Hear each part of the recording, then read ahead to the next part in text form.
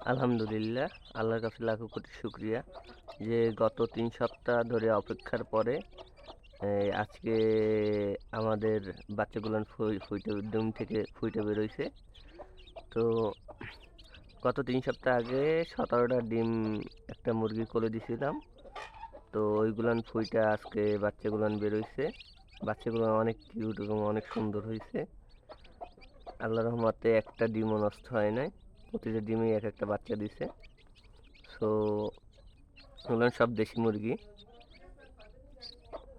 তো আলহামদুলিল্লাহ, আল্লাহর কাছে লাখো কোটি শুকরিয়া যে এত সুন্দর সুন্দর কিউট কিউট বাচ্চা দিছে।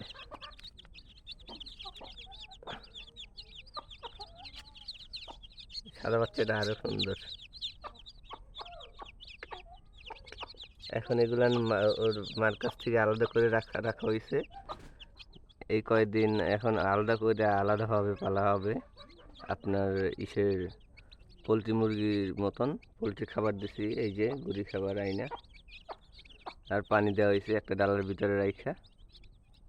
এই ওর মায় ঘুরতেছে ঘুরতেছে কি করবেন, কট কট কট কট কট কট কট কট করে খালি।